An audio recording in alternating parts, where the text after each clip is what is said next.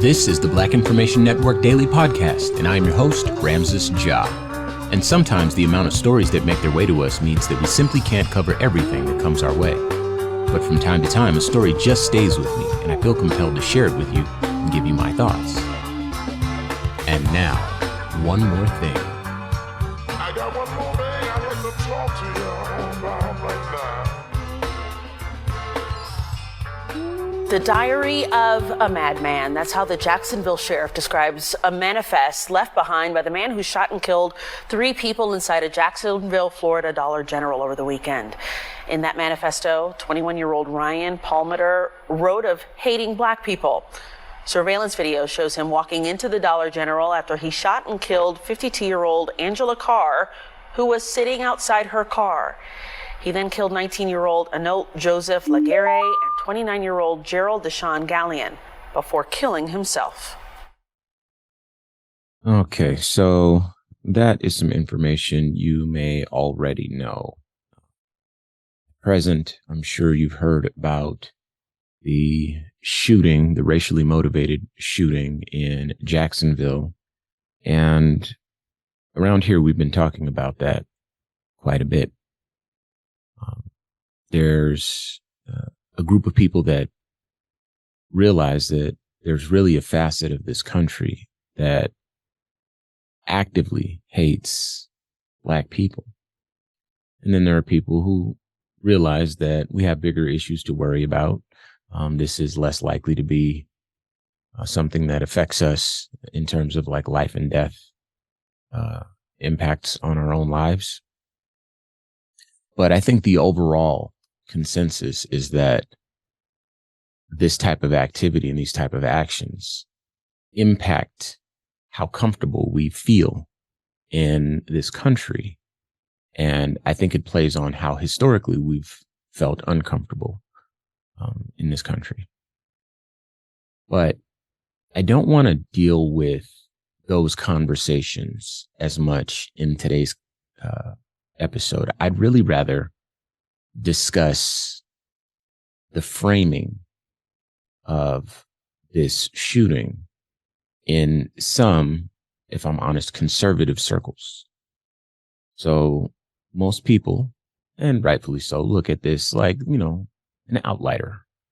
This is the sort of person that is a lone wolf carrying out a terrorist attack, impacts a community, and because of the media coverage, and because of how media can be used to scare people, the ripple effect is felt throughout the country, especially by black people or other marginalized people. This isn't simply a target on black people.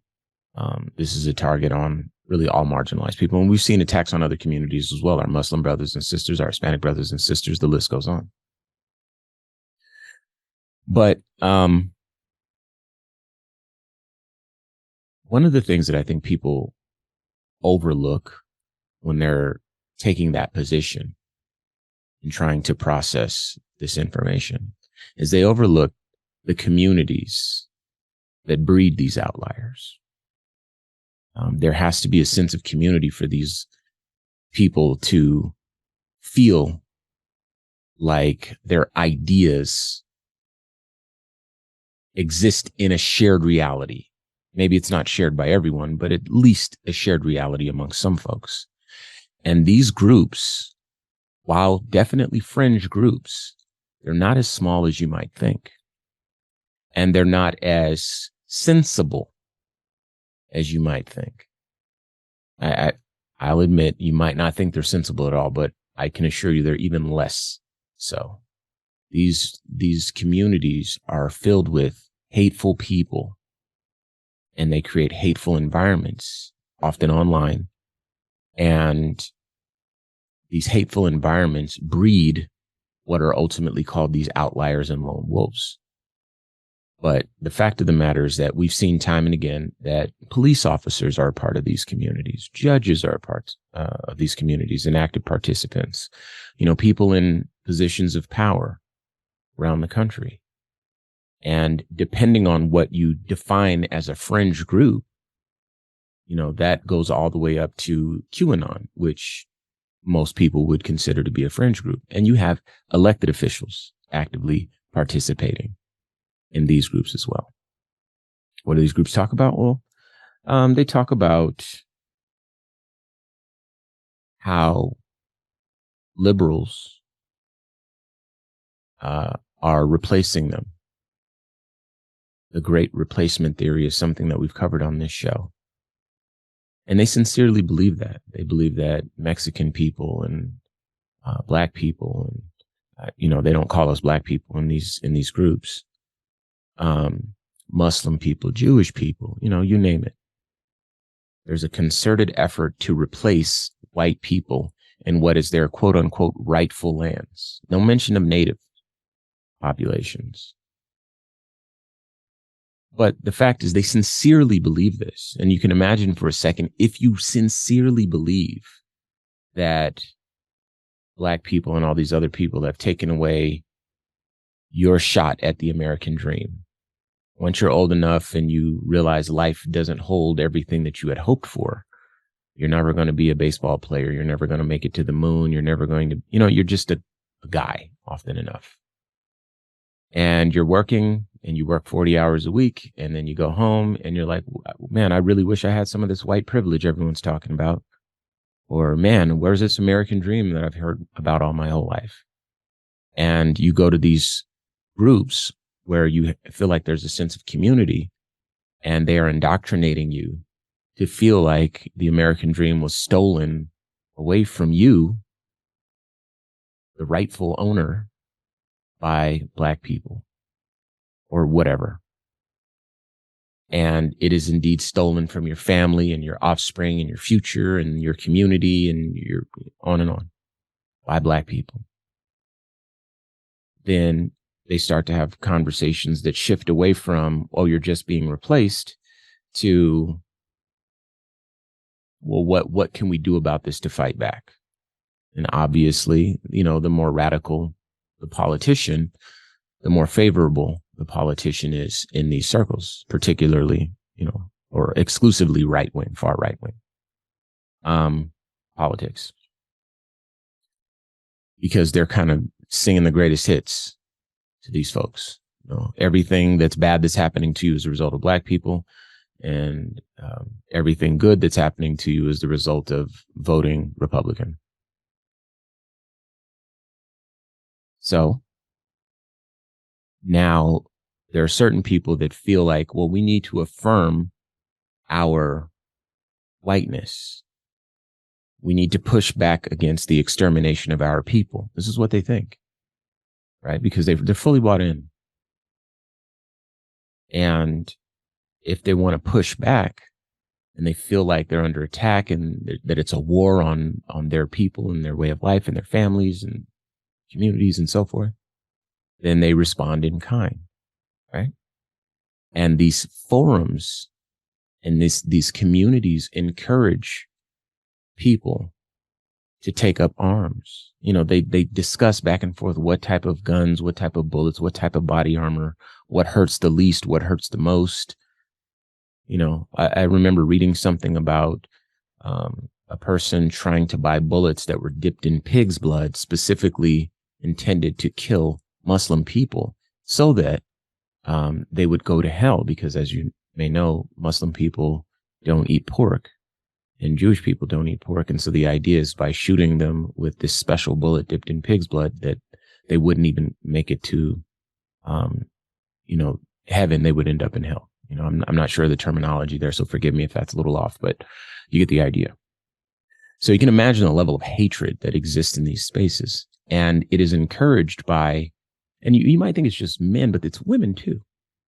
It's encouraged. People are actively saying, I'm working on my manifesto. I've chosen a date, and then other people in these rooms are saying, yes, and they call it the high score, get the high score, meaning kill the most people when you actually do commit your mass shooting. So these aren't lone wolves in the way that the stories are being spun.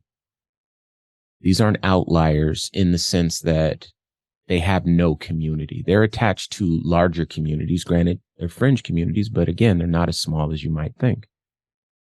And for people that push back against the idea that this country is past racism and past racist behaviors and past racist ideology, you only need to look at these communities where these conversations flow freely, and you see that there's a not insignificant number of people that still very much feel this way. And again, some of these people are very well connected. Some of these people have power. Some of these people have guns and are actively patrolling the streets. And this indoctrination is infectious. So it's easy for, police to, share these ideas with other police officers because they're in the same community, same work environment, move around in the same circles. Same thing with politics, and the same thing with other positions of power. And this is before we even talk to the regular everyday folks that participate in these communities, the loners, the people that don't have access to maybe a lot of dates. Maybe they don't make a lot of money. Maybe their dreams are not coming true on the timeline that they'd hoped. And I think it's important to realize this, because for us to accept the narrative that these are lone wolves, I think keeps us from taking the type of action that we need to take, which in my opinion is a little bit more aggressive, politically and otherwise, so that we can find these silos where these people go and this type of hatred is able to fester. And then it manifests in these killings. But also I think the benefit is twofold. By being more aggressive in our anti-racist campaigns, we can also impact things like corporate culture. We can impact things like, political disenfranchisement. We can impact, other things that affect our lives. Not just Black life in America, but life in America. Some of these shooters, they're not just targeting Black and brown people. They're targeting society. And if they say they're targeting liberals, it's hard to tell the difference between a liberal and a conservative person if they look and dress the same, more or less. And I've never encountered a mass shooter who's been that selective in their firing, choices. So this is something that affects everyone. And I'd imagine it's about time for us to take this seriously. No more lone wolf, no more outliers. Let's look at the communities that are creating these folks, because there's a lot of hatred there and a lot of power there. Just the people that get the most visibility in terms of the media are the people that actually take action. All right.